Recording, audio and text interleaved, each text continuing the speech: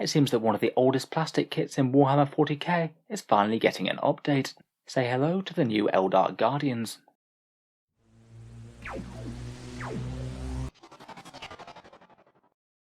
Hello and welcome back to Warspecs Tactics, where today we've got some pretty massive news for the Craft World players. The core troops of the army have got a nice new revamp, and it's pretty much good news all round. I think the models are looking much sharper, there's some really interesting options within the kit, it makes both the Guardian Defenders and the Storm Guardians, and I thought that while we were talking about Guardians, we'd go over all the leaked rules for them that we know so far. So let's start with the models, and then let's talk about the leaks and the rumours. So first up, I'll just say that I think that the Eldar Guardian kit was a really good choice to refresh. We know that Eldar are going to be getting a truly massive release with all the models that they've had teased for them. I think it would have been a real shame if they hadn't included the Guardians. I think their kit had held up fairly well, but it was from around the turn of the millennium, and it just did look noticeably behind Games Workshop's more current plastics. With the things that we've had revealed over the last few days, it really does seem like Eldar are slowly losing their status as the army that aren't just clinging to their past glory in terms of lore, but also in terms of models that Games Workshop make. I believe that the current plastic kit harks back to the early 2000s, though they did rebox it at some stage and gave them a plastic support weapon platform to go alongside them. I believe that used to be a metal kit prior to that. The Storm Guardian squad in particular was a bit of a joke. That's the one where you basically had to buy a plastic Eldar Guardian Defender set, then buy a fairly terrible resin set for the Storm Guardians, and combine the two at fairly great expense per model. It was perhaps one of the most commonly kit-bashed units out of the entire Eldar range, so much easier just to find some fantasy elves with combat weapons of some sort. Now though, of course, things have changed, and I think that this new kit looks really quite sharp. For a 40k race that's supposed to be all about grace, manoeuvrability, and high technology, the older plastic kit did come from an era when the edges of things always used to be a bit softer. I think the new Guardian kit's really quite a nice combination of nice smooth flowing curves and sharp edges. In particular, I really like the way they've redone the helmets for them. They look absolutely spot on for me, and I think I'd certainly be tempted to equip the entire squad in helmets myself. The basic Guardians don't really seem to have changed all that much in terms of aesthetic. They still have the sticky up bits at the back, their armour's largely the same, it's perhaps looking a little bit more solid than it was before, and the standard squad still seems to be equipped with its shuriken catapult and plasma grenades. The options in the kit though still look far more generous than before. They still have this one with the weapon platform, we've got the Guardian with the controller device and her shuriken catapult there, and I'd be very surprised if we've lost any sort of options on the weapon platform compared with before. It looks like that's a star cannon there. I'm sure we'll still have the usual scatter lasers, bright lances and the works. Could be a bit more of an interesting choice, particularly as all the heavy weapon profiles are likely to have got a bit better. In particular, those bright lances going to damage D3+3 could be a quite nice include for the unit. There appear to be really quite a lot of bare heads or half-helmeted heads in the kit as well. I suspect enough to have an entire squad of them if you want to, though I must admit I think that the helmeted ones just look a bit better. As before, and as fairly standard with the Eldar kits, they do tend to have a fairly even mix of male and female bodies as well. I'd say perhaps the most interesting thing about the kit are the Storm Guardian options, as we said they used to be in a horrible resin kit. I think it's going to be such a nice quality of life improvement to have them included within the set, and if you do choose to make the Guardian Defenders out of them, that should leave you with a fair amount of Eldar close combat weapons left over. That could be really nice for kit bashing purposes.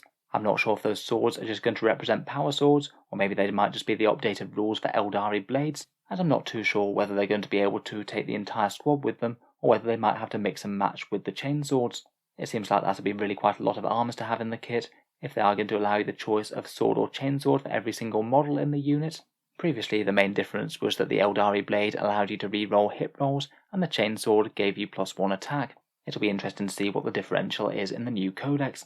It also looks like the Storm Guardians have slightly different helms as well. They've got crests on them, and not just the bare helms like the Guardian Defenders have.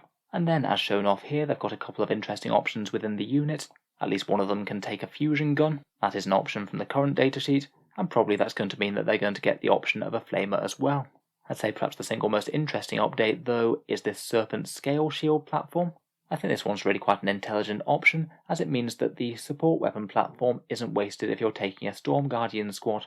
Rather than packing an offensive weapon, it seems that this is going to give the squad some sort of a shield, and is going to make them a little bit tougher to enemy incoming fire, something that's really quite important for an Eldar troops choice. They really are struggling for tough units to hold objectives.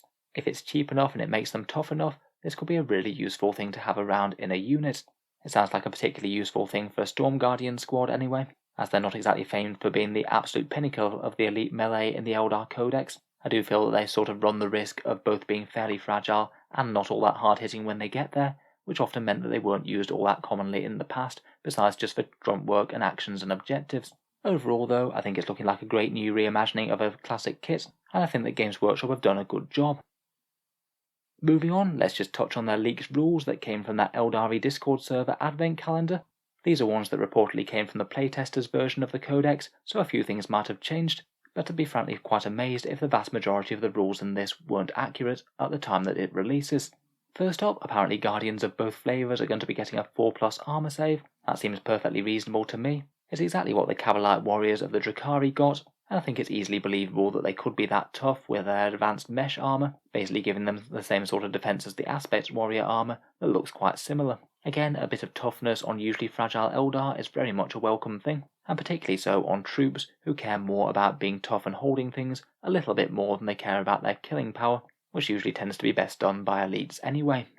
The standard Shuriken catapult is reportedly going up to an 18-inch range, remaining an assault weapon at strength 4 with 2 shots, gaining an extra pip of AP to AP-1, and going up to AP-3 on wound rolls of a 6. The range boost is nice. They were really quite limited before as to what they could threaten, and with Eldar mobility shenanigans, that should give them quite a decent reach.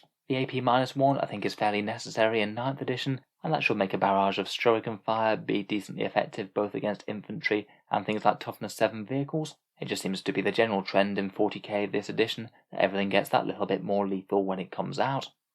The Serpent Scale Shield really fits in very well with the rumour that they had previously, saying that Storm Guardians were going to have some mechanic that they weren't able to be wounded on a 1 or a 2. I really was wondering how they were going to implement that in terms of models or rules, as it just seemed a bit of an arbitrary rule, but having an advanced force field generator of some sort seems like the exact sort of thing that could represent. If it is just a 1 or 2, rather than a true transhuman physiology type thing, not being able to be wounded on a 1, 2 or 3, then it's perhaps a little bit nicher in application, but that would certainly help out against things that are strength 6 or better, and make small arms the optimal way to take out the Storm Guardians. I think there's a very good chance that a fancy shield generator like that might also provide an invul save. I wouldn't be too surprised to see a combination of that rule and a 5+ invul if you choose to bring the platform along. Otherwise, for the Storm Guardian, the Eldar Chainblades are reportedly going to AP-1 now, and Storm Guardians are going up to 3 attacks each. That seems a pretty reasonable assumption, as they'd be matching the Drakari Witches then. It does remain to be seen what's actually happening with those regular Eldari blades though, if that's what they are and aren't power swords. Finally, very relevant for the Eldar infantry is that Battle Focus is now reportedly a D6 move after shooting. That could be potentially handy on both units, both the Guardians to jump out, fire and then fade, and the Storm Guardians potentially for getting to objectives or getting nearer to their prey. That will certainly be a dramatic shake-up to the Eldar Codex if it does come to pass. Until then though, I guess we'll wait and see. Bear in mind that these are all rumours. I'm sure we'll have some previews coming from Games Workshop at some point. So let me know what you think of the new models down in the comments below. Personally, I think they've done a pretty good job with them. I'm sure they'll be a little bit more expensive than before, knowing Games Workshop, perhaps something in line with their regular troops boxes around the £29 mark. If you've enjoyed the video, feel free to subscribe to Auspex Tactics. I'll certainly be keeping up with Games Workshop's news and releases, and I'll hopefully review the Eldar Codex in full once it comes out, so feel free to subscribe if you'd like to see that. Finally, if you have been enjoying all the videos on the channel, I would just like to quickly mention one way in which you can help support, and that's my Element Games affiliate link down in the video description below. Element Games is a UK-based discount retailer. They sell Games Workshop's Warhammer miniatures at around 10 to 20% off, so it can be a reasonable way to save a little bit of money compared with buying direct. If you were thinking about ordering in some Warhammer at some point, feel free to click on that link and order something through them. A small amount goes to help support Auspex Tactics, and it doesn't cost you any more when you buy anything whatsoever. It can just be a way to help out on things that you were going to buy anyway. For people in the USA, there is also an Amazon link down there as well.